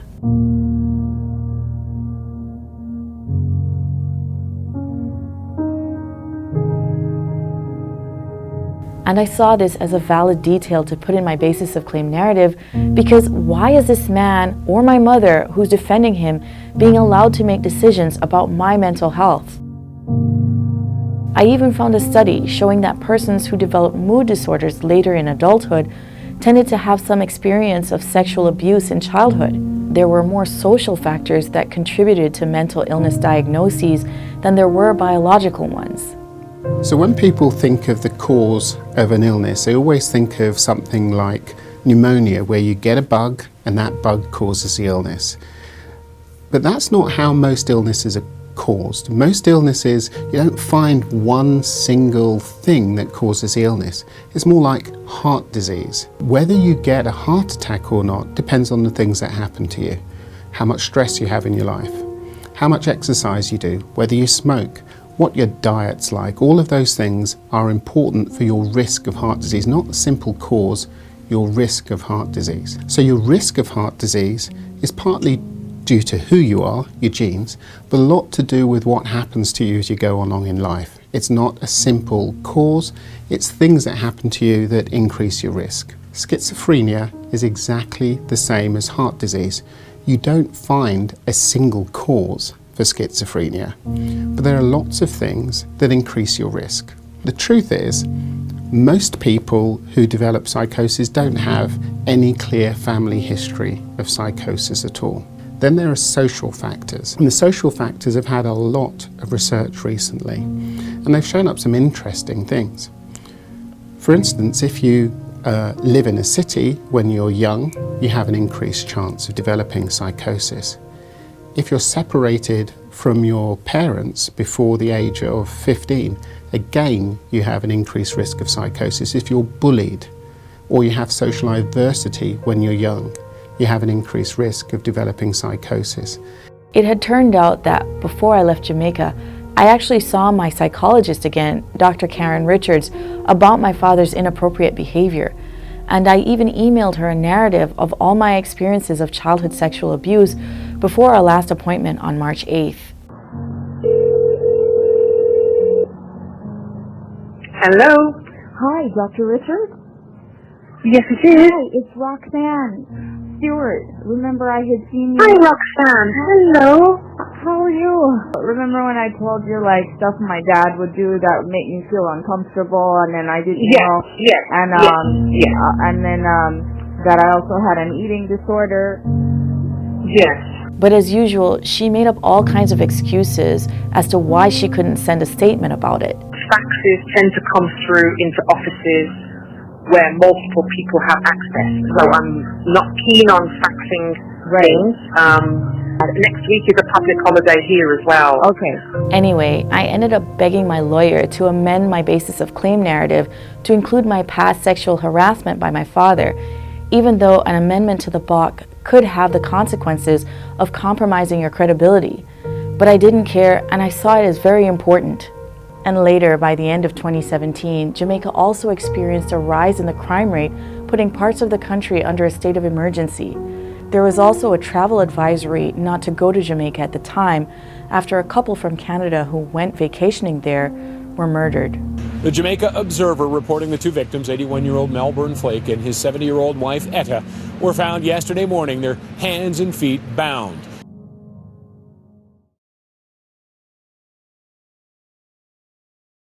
So November 27th was going to be my first hearing with my new lawyer, and even though I had already submitted transcripts of the Jacqueline Martin and Namaki Richards appointments, my lawyer said he wanted transcripts with time signatures on them. And since legal aid would never pay for the amount of time it takes to transcribe a recording to begin with, I had to do all the transcriptions again myself. That meant spending hours re-listening to those appointments, basically reliving the trauma all over again. I would spend hours in the library, typing, re-listening, typing and re-listening. And needless to say, it did start having an effect on my mental health. By sometime in October, images of jumping in front of a TTC subway were playing in my head in case my claim was rejected, because I was that desperate not to be forced drugged again. At least I had the wherewithal to call 911 because I thought maybe I was in crisis. Okay, tell me exactly what happened. I have bipolar, and I feel like I'm in crisis. The problem was, after I made the 911 call, even though I didn't end up needing hospitalization at the time, Children's Aid became involved and opened a file on us because I was a person with mental illness and I had 2 young children. I see the reasoning behind the precaution, but I also saw it as somewhat prejudicial to assume that because a person has a mental health diagnosis, that their children would be in danger automatically. Anyway, the week just before my hearing, I ended up running out of quetiapine. I was still taking 200 milligrams at night, and the one night without it actually messed me up to the point where I needed to go to the hospital. I ended up staying at Mount Sinai 9 South Unit for a 72-hour observation period and then being sent home. That was about November 18, and I was worried they would reschedule my hearing, but I made it out of the hospital in time for the 27th. During the hearing, they just spent the majority of the time going through all my evidence, which meant going through all the phone calls and video recordings I submitted. By the time they got around to calling me back into the hearing room, it was the end of the day, so we would have to reschedule for another hearing. But I still think for the little time I got to speak for myself, I at least articulated myself well. To understand why we're here today, and could you tell me what that is? I left Jamaica because I was scared of a doctor that was threatening me. My husband was threatening me.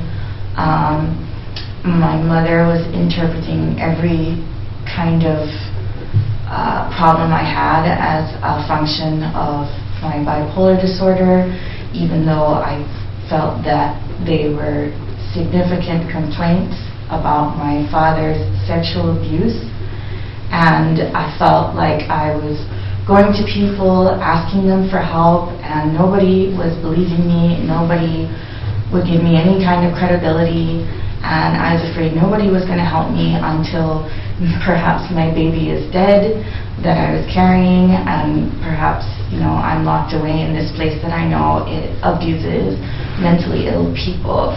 So because I was scared, I came here and asked for protection and went through the process to get representation. But since I ended up being hospitalized at Mount Sinai Hospital before the hearing, they recognized that besides needing a lawyer, I may also need to have a designated representative in case something happened and I couldn't speak for myself. And that's how I ended up with Susan Woolner. Susan Woolner was an immigration and refugee lawyer herself, and since Martin Gincherman, Jeff, and Susan were all basically doing research and representation for the same principal claim, that's how I ended up going from having no lawyer to having 3.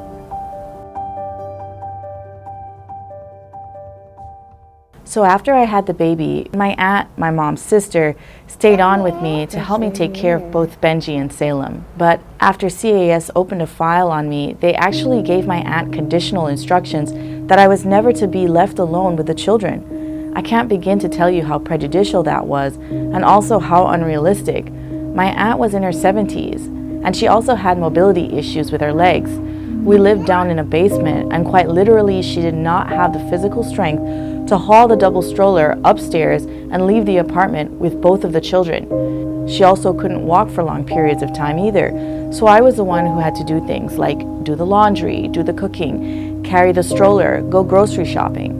I mean, literally, when I had another hospitalization at CAMH in December, I had to use my day pass to leave the hospital, go back home, do the grocery shopping, put the groceries away, and then go back to the hospital. My aunt couldn't look after my 2 children by herself, and she needed breaks too. So there were times when she'd ask me to stay with my kids so she could just get out of the house and go shopping or have some time to herself. Needless to say, Children's Aid found out about that, and on their next visit gave us an ultimatum. The CAS worker was like, if we catch you leaving Roxanne alone with the children again, we could seize the children, but if you give them over to us now, they would be taken without prejudice, and we'd work on a plan for giving Roxanne back the children. So basically, give us the children now, or we'll take the children later.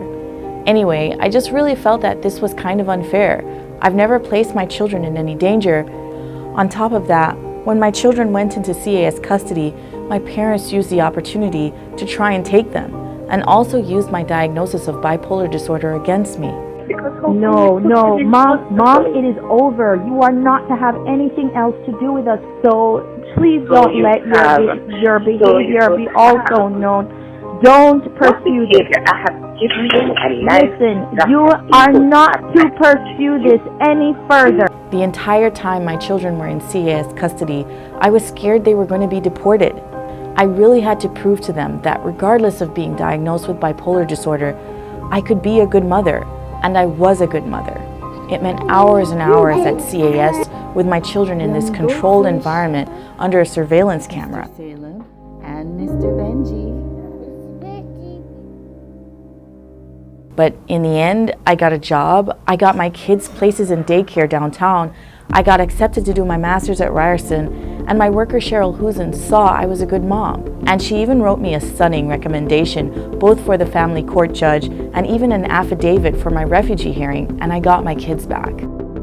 But before that happened, my January 19th hearing got rescheduled to April 4th, which was before I got my children back. At the time, the Minister's Council didn't know my kids were with CAS, so when she found out, she said she didn't want to continue the hearing.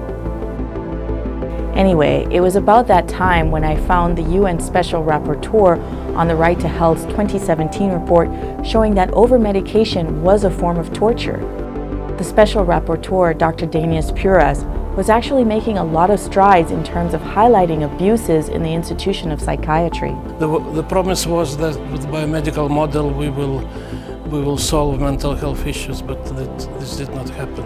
So now we have to apply more human rights-based approach and public health approach to this. Everything from the overuse of biomedical interventions like antipsychotics to the imbalanced power structure in psychiatry where doctors have the ability to take away someone's liberty when there's no need, and the use of coercion, where patients can be forced to agree to terms with the use of threats. He also submitted a report highlighting that studies showed more mental illnesses experienced in adulthood were more likely due to childhood trauma or adversity than to any sort of biochemical issue.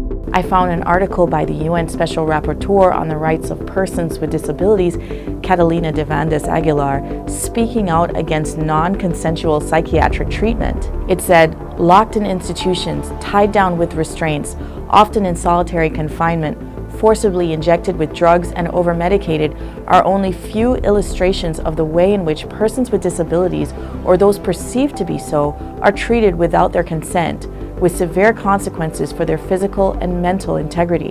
And later on, I also found out that even refugee law covered psychiatric abuse as a form of persecution or torture, where on the Immigration and Refugee Board of Canada's own website, under persons in need of protection, acts causing severe physical pain or suffering, right there it was listed. Administration of drugs in detention or psychiatric institutions.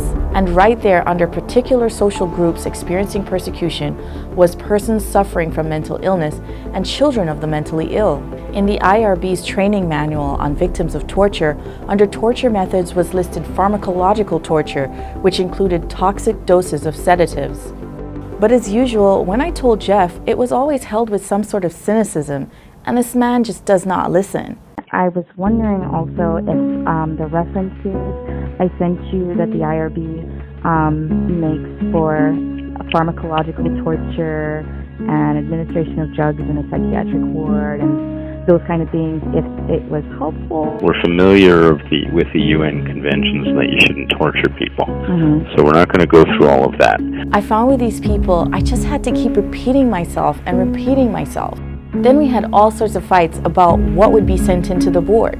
He never, like, Susan, it is so annoying. He doesn't listen to anything I say, but ends up doing everything I say anyway, only after you show him that, yes, this is important to show. Okay, I'll look at, I'll look at what you sent. I gave him the WhatsApp conversation with my parents admitting to my father's behavior, and of course that didn't get submitted either. Anyway, before the July 19th hearing, Jeff finally made his submissions, all of which were based on my research. And I'm not sure which one of them did this, but they actually got Jamaica's Auditor General's report on the conditions in Bellevue Hospital, showing that doctors were abusing patients, and the patients were afraid to speak out against the doctors. Anyway, finally the July 19th hearing rolled around. This is a resumption of the hearing for refugee protection made by Roxanne Melissa Stewart, here and after the principal claimant, and Benjamin Romaine Johnson, the minor claimant. The hearing was going really well. I knew to be very specific with the details, and that was crucial. I already had a bias against me being a person with a psychiatric diagnosis, so it was really important to show I had clarity of mind and I was credible. Did you find someone else after Dr. Martin? I reached out to like 4 different doctors, and they sided with her. So before coming to Canada, the last doctor you saw was Dr. Martin? I saw psychologist Karen Richards. She recommended me to psychiatrist Terrence Bernard. I spoke to him on the phone, but then he didn't want to see me again. I reached out to a general practitioner called Dr. Mark Ricketts, but he said that he wanted me to see a psychiatrist. And then the last psychiatrist I saw was Dr. Namaki Richards. Anyway, it came down to the point where I mentioned I had confronted my family about my father's sexual harassment. Being that I had so many other recordings proving events that had happened, the judge asked if I had any phone calls or conversations showing I confronted my parents. Of course, I had given Martin and Jeff a copy of the WhatsApp conversation between myself and both my parents about my dad's behavior, and my narrative about all my childhood sexual abuse that I had emailed to Dr. Karen Richards. And of course, none of that was submitted to the board. So the judge stops the hearing, tells Jeff Goldman to walk back to his office, go get my narrative and the WhatsApp conversation between me and my parents, and bring it back to the hearing so she can read it. The hearing is paused. Luckily, Jeff finds a narrative and the 2 WhatsApp conversations, and the judge goes back to her office to read the new evidence. But by the time she comes back from reading it, it's almost 4 o'clock, and there's no time to continue cross-examining me. So yet again, my hearing is rescheduled to October, but later in about September, it was rescheduled again to December 3rd. And I just prayed that they didn't reschedule this again, because by this point, I was tired of this. It had been almost 2 years and going on to 5 hearings now, and I just wanted this to end. Also, I remembered that during my April 2015 hospitalization, I was sexually assaulted by a nurse. I knew that adding that detail at this point could cost my credibility, but I didn't care. This was my only chance to get to talk about all the injustices I had ever suffered to someone who would actually listen. So I wrote a description of what happened and I sent it in. Anyway, the July 19th hearing had gone really well. I mean, my lawyer had made submissions to the board that were really good in showing I was facing a legitimate form of persecution. I felt I answered all the judge's questions very thoroughly, so I thought I was going into this next hearing on December 3rd to basically divide and conquer. During the hearing, my lawyer asked me all the questions we practiced, and I felt we had it in the bag. What I did not expect was the Minister's Counsel's very long submissions at the end of all the questioning. We need to look at the testimony and evidence presented and when the incidents occurred based on when the episodes occurred. Therefore, if certain episodes occurred during the time that the claimant had suffered some kind of episode, we need to be mindful of that. I submit that for this hearing that the claimant has not met her burden or shown a nexus to the convention, that she needs protection in Canada. Also, one of the things she said as an explanation as to why I was obviously so mentally stable and doing so well was that Dr. Kitamura must have had me on some new concoction of several psychotropic drugs, and that really made me mad. Dr. Kitamura had actually delivered several psychiatric reports during the almost 2 years that he was seeing me, and I was never on more than 400 milligrams of quetiapine at night, so that blew that argument out of the water. The Minister's Council also said I was still guilty of perjury and kidnapping since I took my child without my husband's permission. But Susan Woolner came to my rescue, countering that argument.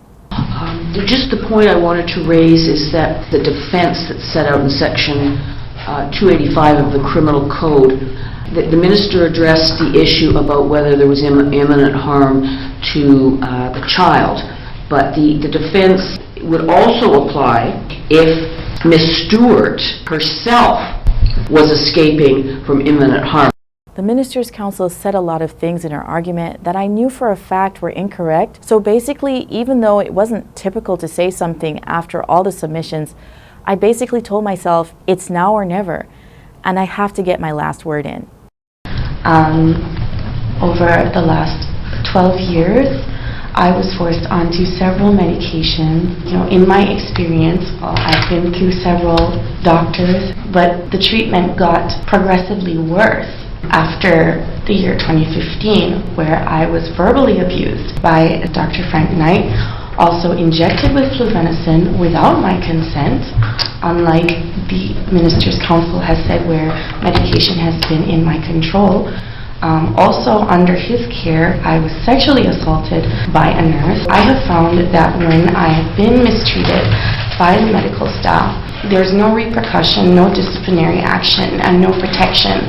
So my intention has been to make changes and to expose how these doctors mistreat psychiatric patients, do not respect their right to autonomy or agency over their body, or their right to consent to or refuse treatment. It wasn't perfect.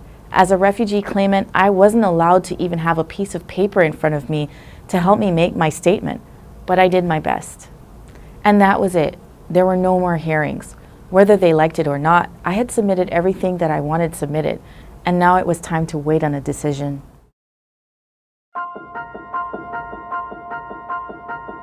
Normally, the Immigration and Refugee Board is supposed to deliver a decision in at most 60 days, but we ended up waiting way longer than that. After 3 months, I was wondering if I had to go to the board myself. Against Susan Woolner's advice, I did write a letter. Then I found out who the case officer responsible for my file was, and I was repeatedly calling to see if the very Honorable Miss Fox had reached a decision. I also started being really critical of my closing arguments, wishing I had said this better or wishing I had made that point. Then I started worrying if we had made enough points for Benji's protection.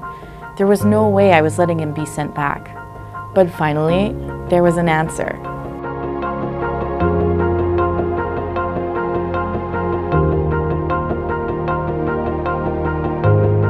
The claimants, Roxanne Melissa Stewart, the principal claimant, and her son Benjamin Romaine Johnson, the minor claimant, claim to be citizens of Jamaica and are claiming refugee protection pursuant to Sections 96 and 97 of the Immigration Refugee Protection Act. The Refugee Protection Division determines that the claimants are convention refugees and therefore accepts the claims. The principal claimant's testimony was straightforward, prompt, and direct without embellishment. Her oral testimony was consistent with her BOC and the supporting documentation, which was no easy task given the length and detail of her BOC narrative and the plethora of supporting documents. The evidence indicates that Dr. Martin insisted the father attend the 2 meetings the principal claimant had with her. During the second meeting, on February 9, 2017, Dr. Martin ignored the claimant and spoke mainly with the father. Dr. Martin pushed to have her hospitalized and was more concerned about the principal claimant signing a waiver absolving her of liability if the fetus was harmed as a result of the medication increase. Dr. Martin, without an assessment, suggested hospitalization. increasing her quetiapine to 600 milligrams in combination with mood stabilizers and terminating the pregnancy, all of which the claimant refused. In sharp contrast, the treating Canadian psychiatrist, Dr. Kitamura, conducted a full psychiatric assessment and questioned the claimant on her personal past, during which he duly noted the allegations of the father's sexual impropriety.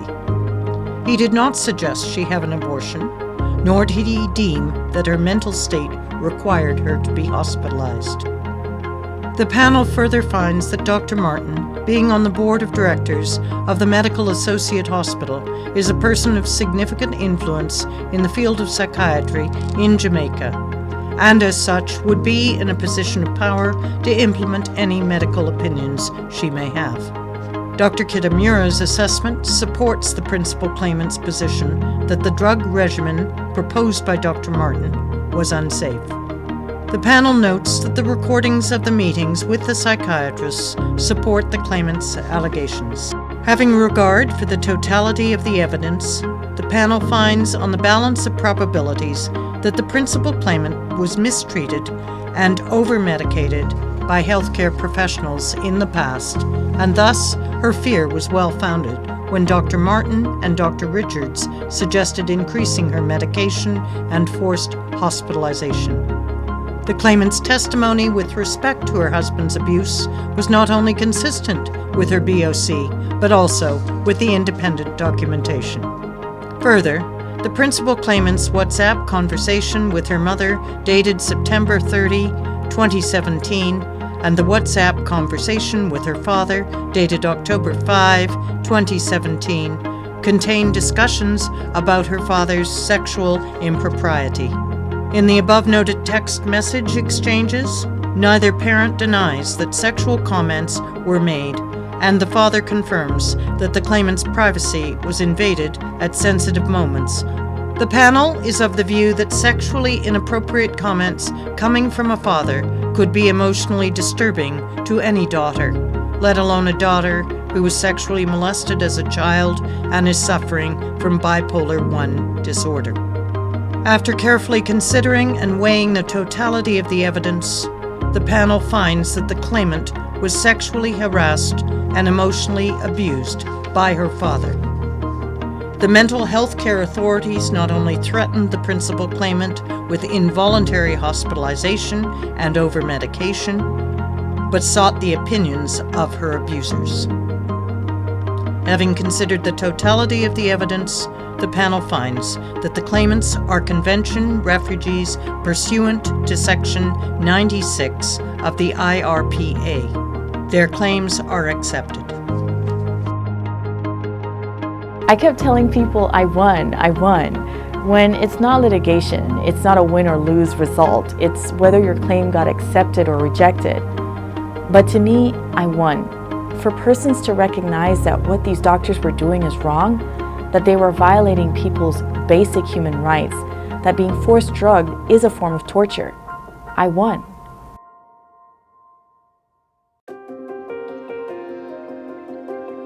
What I'm hoping will happen by telling my story is that when doctors are treating someone with a mental illness, they're not just treating an illness or a set of symptoms, they're treating a human being. There's a whole person there that's had traumas, that's had pain, and a person that has all the same needs as everyone else. We need interpersonal relationships and community and a sense of belonging and fulfillment, just like everyone else. We can be the victims of abuse, just like anyone else. And if we complain about it, we should be believed, or at the very least, it should be investigated. I'm not just a chemical imbalance or in need of some psychotropic cocktail. For someone who has a mental illness or who's struggling with depression or thoughts of suicide, the best thing you can be is a friend. The best thing you can do is listen. My name is Roxanne Stewart Johnson, and I'm a psychiatric refugee.